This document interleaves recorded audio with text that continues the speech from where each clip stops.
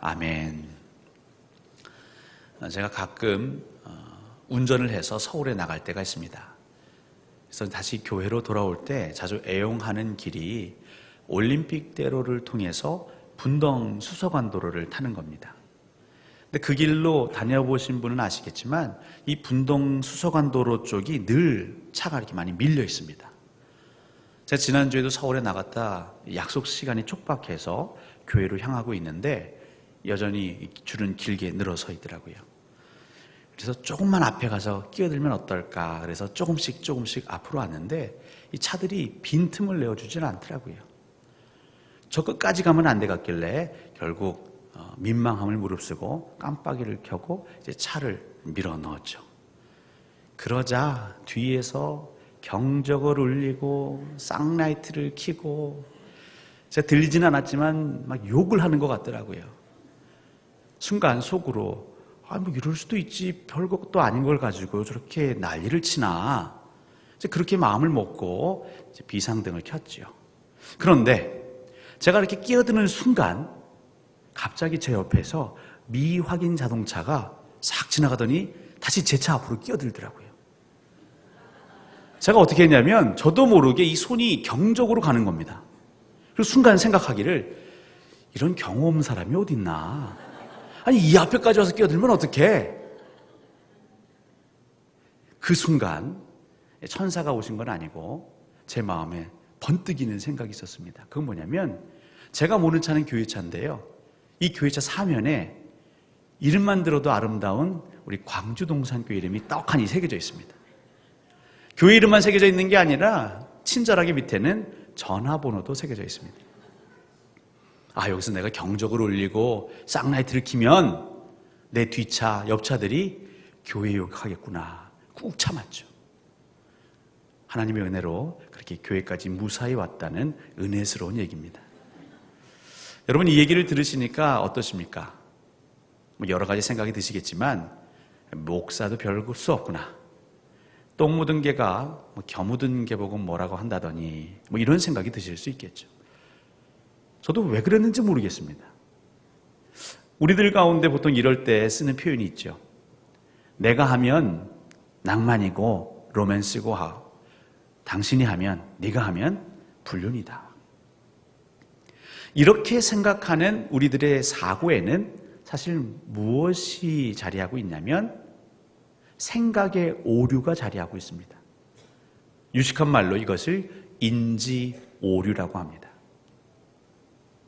내게 유리한 것은 과장되게 확대시키고 내게 불리한 것은 축소시키거나 은폐시키는 것. 자녀를 키우다 보면 이 형제 간에 다툴 때가 많죠.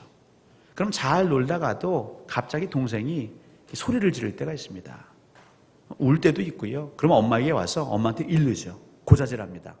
형이 저 못 살게 굴어요. 그럼 엄마가 그 얘기만 듣고 형을 불러서 나무라면 꼭 참던 형이 마지못해 얘기를 하죠. 사실 동생이 먼저 잘못했어요. 그래서 우리는 항상 어떤 일이 벌어지면 양쪽의 얘기를 다 들어봐야 합니다. 왜냐하면 사람은 내가 잘못한 얘기는 잘 하지 않습니다. 혹 하더라도 아주 조금만 얘기하죠. 그리고 상대가 잘못한 얘기만 입에 거품을 물면서 얘기를 하는 겁니다. 이게 바로 인지오류. 내가 한 것은 축소시키고 남이 한 것은 이렇게 과장되게. 여러분 성경에도 아주 대표적인 사례가 있습니다. 어느 날 다윗 왕궁에 나단 선지자가 찾아오죠. 그리고 왕에게 판결을 구합니다. 왕이시여, 제가 지금 한 사건을 듣고 왔습니다. 왕이 좀 판결을 해 주십시오. 어떤 사건이요? 말해보시오. 한 성읍에 두 사람이 있었습니다. 한 명은 큰 부자입니다. 양도 소도 많고요. 한 명은 정말 가난합니다. 아무것도 없고 가진 거라고는 암양 새끼 한 마리가 전부였습니다. 그래서 이 가난한 사람은 마치 식구처럼 자식처럼 먹이고 입히고 품에 안아 키웠습니다. 그런데 이 마을에 그 큰 부자에게 한 손님이 찾아왔습니다. 이 손님을 잘 대접하고자 이 부자가 음식을 준비하는데 글쎄 자기에게는 많은 가축이 있음에도 불구하고 그 가난한 자의 소유 한 마리밖에 없는 그 암양 새끼를 잡아다가 음식을 차려준 겁니다 라고 말이 끝나기도 전에 다윗 왕은 그 앉은 자리에 주먹을 꽉 내리치며 호통을 칩니다. 이런 나쁜 놈을 보았나? 이 자의 죄는 용서받을 수 없는 죽을 자라. 그가 긍휼히 여기지 않았기 때문에 그 암양 새끼에 대해서 4배를 갚아 주어야 한다라고 판결을 내립니다. 나단 선지자는 기다렸다는 듯이 왕이시여 바로 그 사람이 당신입니다 라고 지적을 하죠. 다윗은 그전까지 자기가 어떤 죄를 졌는지 몰랐습니다. 밧세바 그 우리아의 아내를 범하고 더 나아가 그 우리아 장군을 죽인 그 죄가 엄청 큼에도 불구하고 자기가 지은 죄는 까마득하게 잊어버리고 내 주변에서 벌어진 일에 대해서는 호통을 치면서 엄벌에 처하겠다고. 이게 바로 우리 안에 자리하고 있는 생각의 오류, 인지 오류입니다. 우리 사람이 근사한 것 같습니다. 정말 살펴보면 신묘막측하지요. 어떻게 숨을 쉬고 움직이는지요. 그렇게 온전해 보이는 인간이지만 한꺼풀 한꺼풀 벗겨보면 허점투성입니다. 특별히 우리 생각에 이렇게 허점이 많습니다. 근데 이런 허점이 단순히 그냥 삶의 자리에서만 문제를 일으키는 게 아니라 우리의 신앙도 오염시킵니다. 우리의 믿음도 자꾸 변질시킵니다. 저와 여러분이 함께 읽은 창세기 2장 7절의 말씀은 아주 어려서부터 그냥 귀에 못이 박히도록 우리가 읽고 듣고 본 말씀이죠. 여호와 하나님께서 땅의 흙으로 사람을 지으셨습니다. 이 말씀을 나누도 어느 누구나 감격과 감흥에 아마 휩싸이는 분은 별로 찾기 어려울 것입니다. 인간은 이렇게 지음받았구나. 그 다음은요? 하고 묻겠죠. 그 정도로 사소한 말씀이라면 하나님이 왜 굳이 성경에 기록해 놓으셨을까요?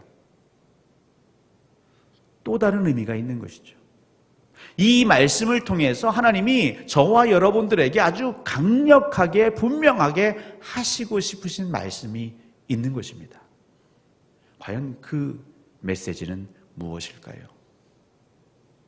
여러분, 이 말씀을 우리가 한번 잘 유심히 내려다보면 여호와 하나님께서 땅의 흙으로 사람을 지으셨다. 근데 이때는 언제입니까? 하나님이 그 흑암과 혼돈 가운데에서 말씀으로 빛을 지으시고 하늘과 땅과 궁창과 또 많은 생물과 식물을 다 만드신 이후입니다. 그러니까 이 이전에 이 우주 만물은 또 이 지구 생태계는 다 이루어진 것이죠. 그 말은 정말 다양한 재료들이 이 세상에 있었습니다. 그런데 유독 하나님이 땅의 흙으로 사람을 지으셨습니다. 제가 이 본문을 묵상하면서 이런 질문이 들더라고요. 왜 하나님은 땅의 흙으로 지으셨을까? 나무도 있고 풀도 있고 바위도 있고 물도 있고 혹은 불도 있을 텐데 왜 땅의 흙으로 지으셨을까? 우리 생각에는 이 광주, 이천, 여주 이쪽이 도자기로 유명하지 않습니까? 이 도자기는 흙이 좋아야 되니까요. 좋은 흙이 있었나 보다. 황토일까? 지정토일까? 어떤 희귀한 흙일까? 근데 여러분, 그런 흙이 아닙니다. 이 땅의 흙, 여기서 흙은요, 우리말로 더 분명하게 번역하면 티끌, 먼지라는 의미를 갖고 있습니다. 이 원어는 성경에 여러 곳에 쓰였는데 특별히 시편 103편 14절에 가시면 똑같은 단어가 쓰였습니다. 그리고 우리 성경은 그것을 흙으로 번역하고 있지 않습니다.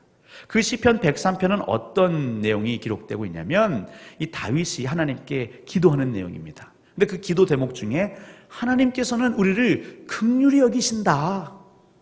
그래서 하나님이 우리를 긍휼히 여기시는 이유를 14절에 기록하고 있는데, 하나님께서 우리를 긍휼히 여기시는 이유는 그가, 하나님께서 우리의 체질을 아심이요.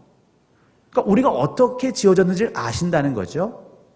우리가 단지 먼지뿐임을 기억하심이라, 이렇게 기록하고 있습니다. 그러니까 창세기에, 시편에 똑같은 단어가 쓰였는데 창세기에서는 흙을, 시편에서는 먼지라고 기록하고 있죠. 그러니까 성경의 의미대로 우리가 해석을 하면 창세기도 사실은 땅의 먼지로 사람을 지으셨다라고 번역해야 더 확실하겠습니다.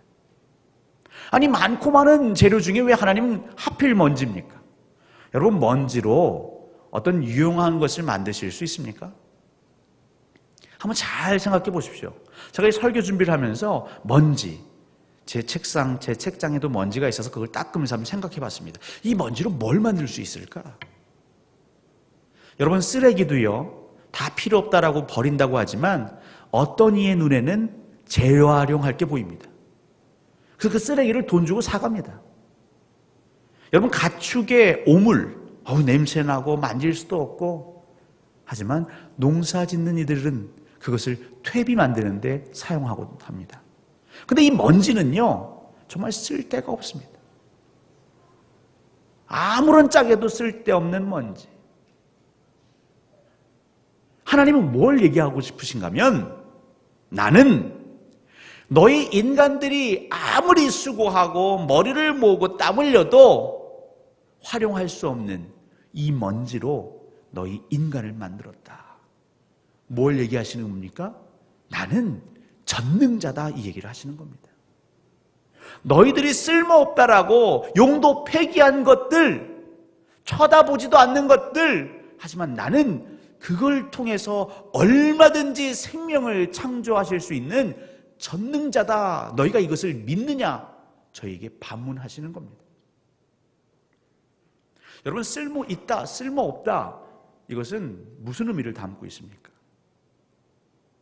저 사람 알아도 소용없어.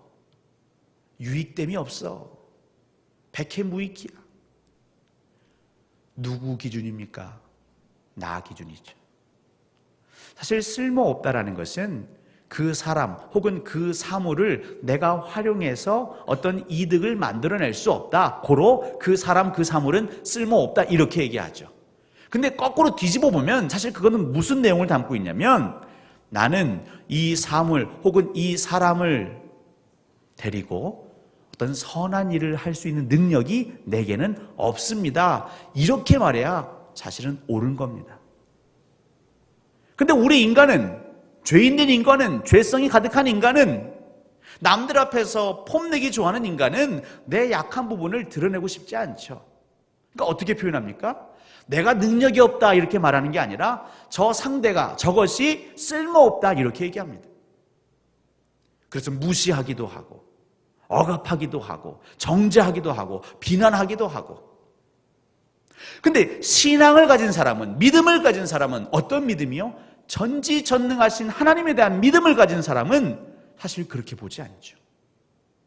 쓸모없는 걸 통해서 선을 이루시는 하나님을 믿기에 남들은 다 멸시하고 천대할지라도 그 사람 혹은 그 사물을 귀히 여기는 것입니다. 어떤 가능성이 열릴지 모르기 때문에 기다리고 인내하는 것입니다. 여러분, 엘리사라는 선지자 알고 계시죠? 이 엘리사라는 선지자는 북이스라엘에서 활동하던 선지자였습니다. 그런데 이 북이스라엘에 아람 군대가 쳐들어왔습니다. 이 북이스라엘의 수도는 사마리아 성입니다.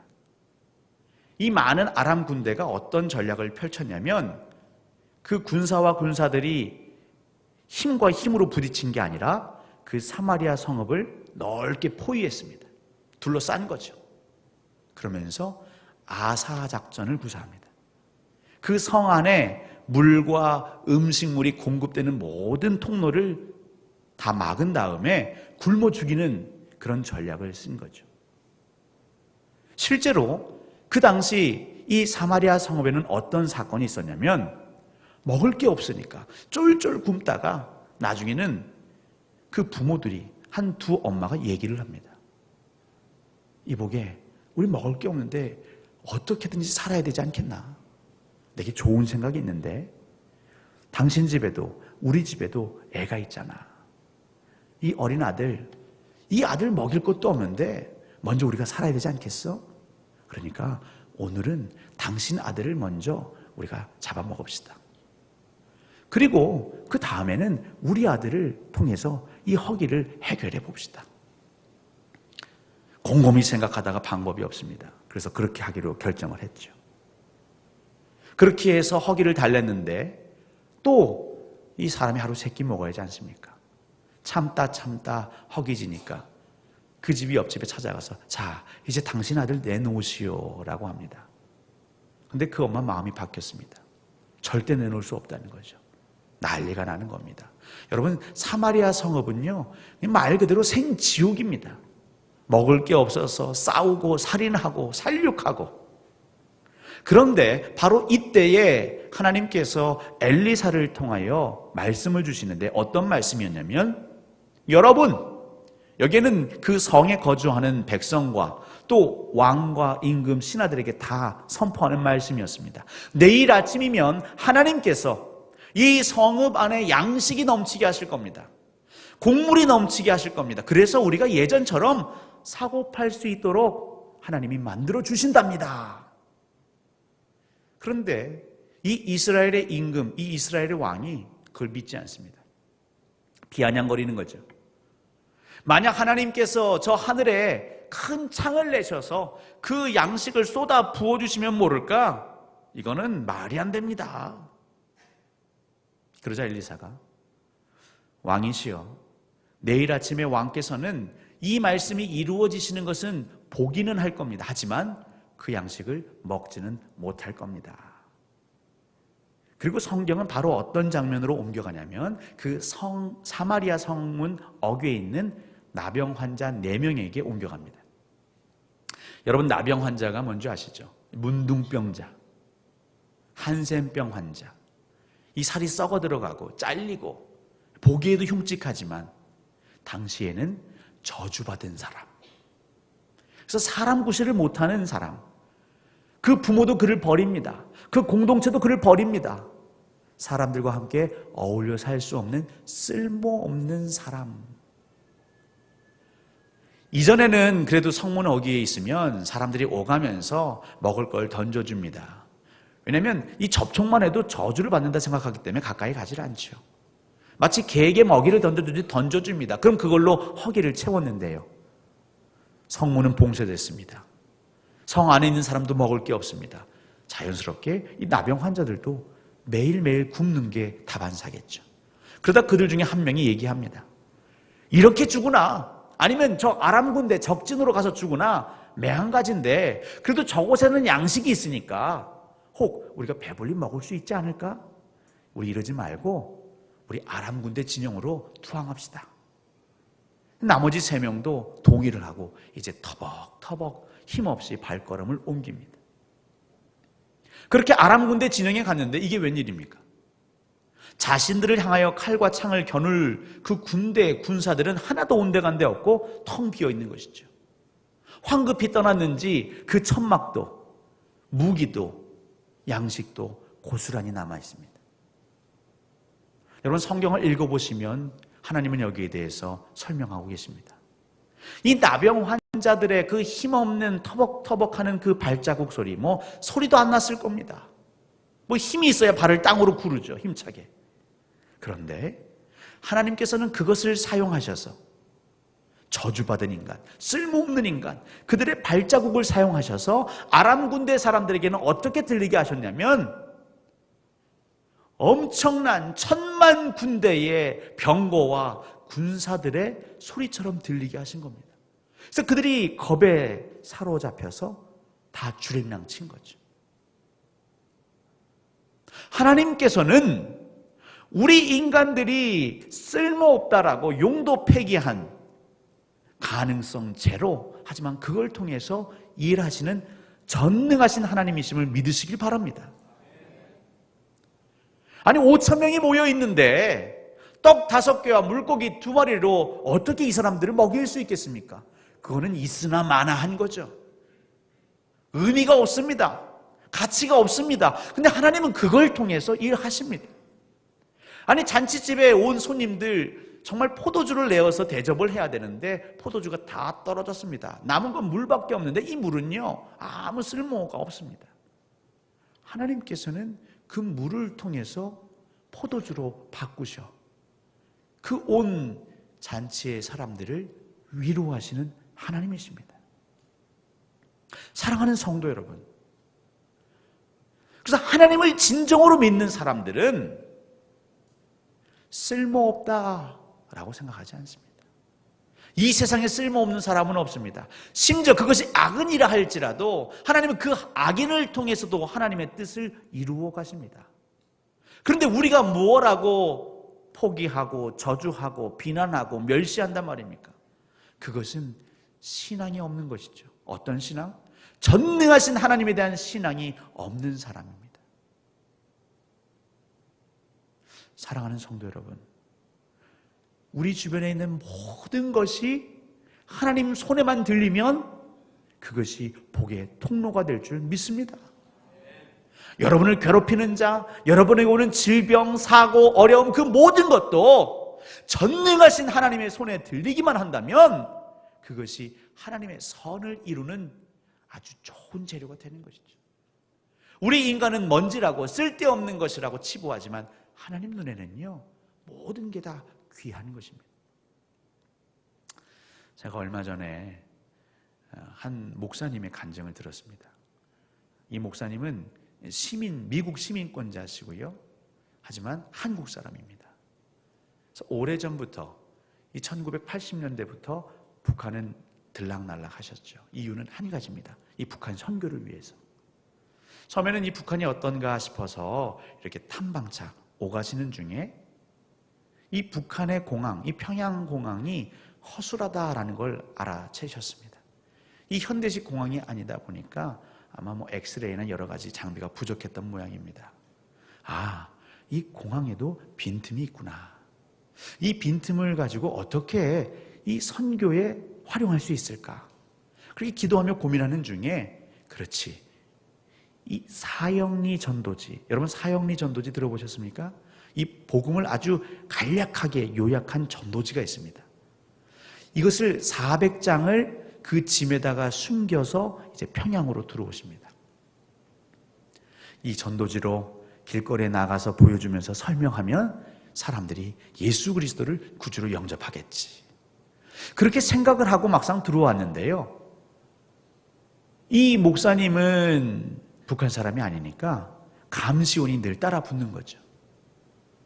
이 종이는 뿌린다고 되는 게 아니라 사실은 설명을 해줘야 이 요약된 것을 충분히 그 복음을 우리가 수용할 수 있거든요.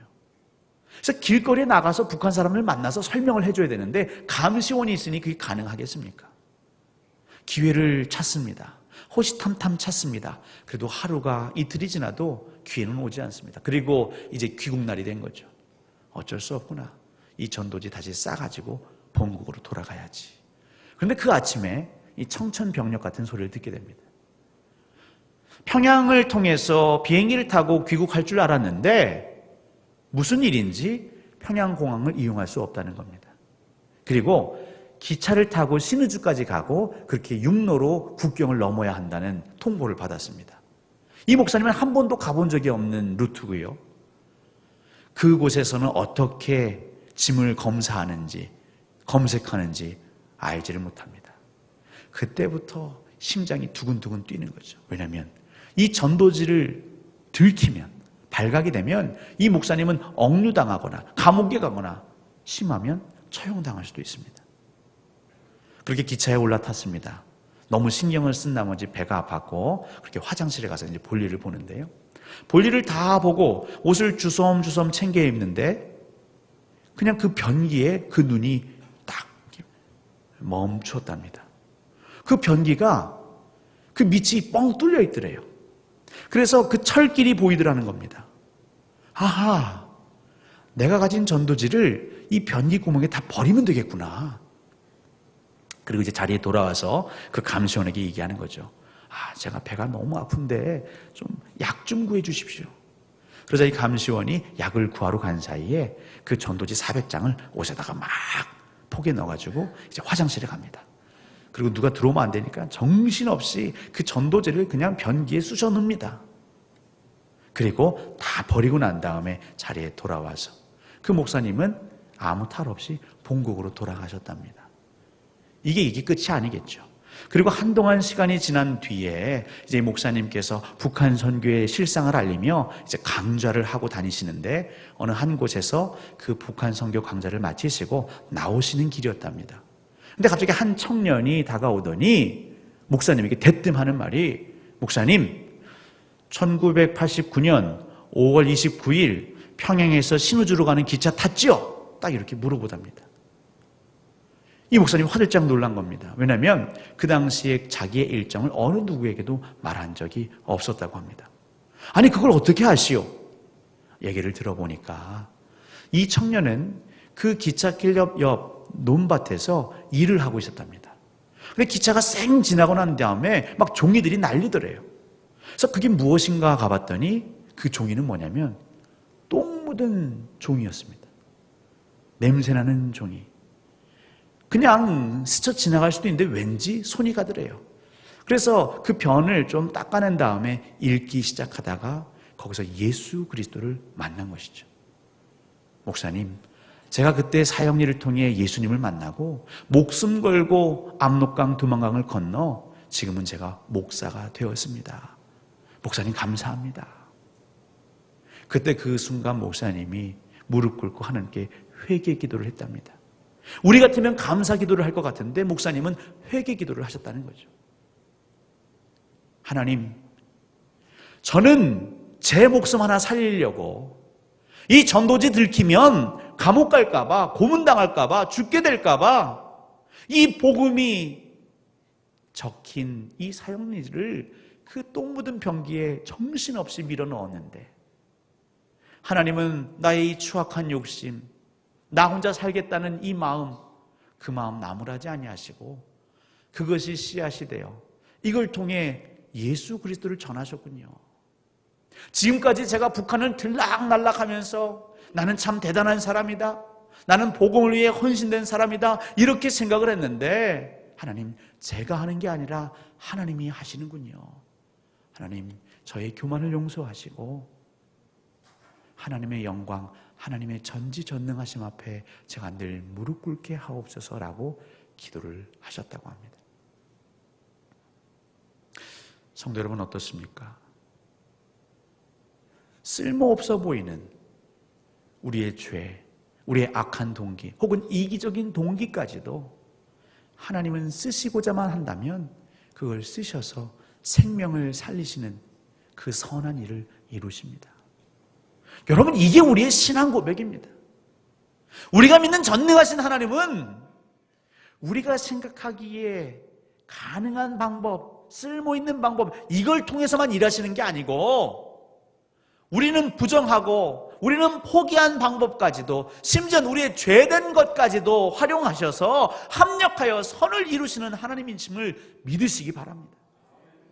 그리고 그 하나님을 믿는 사람은 쉽게 포기하거나 낙심하거나 누구를 배척하거나 비난하거나 정죄하거나 나무라지 않겠죠. 당신은 우리에게 더 이상 필요가 없습니다. 이럴 바엔 떠나가십시오. 내가 당신과 사는 건 아무 유익이 없습니다. 이럴 바야 헤어집시다. 우리 인간은 그렇게 생각할 수 있겠지만 하나님은 그것까지도 사용하셔서 하나님의 영광을 이루시는 분이심을 믿으시기 바랍니다. 사랑하는 성도 여러분, 여러분 정말 하나님을 진실로 믿으십니까? 하나님의 전지전능하심을 믿으십니까?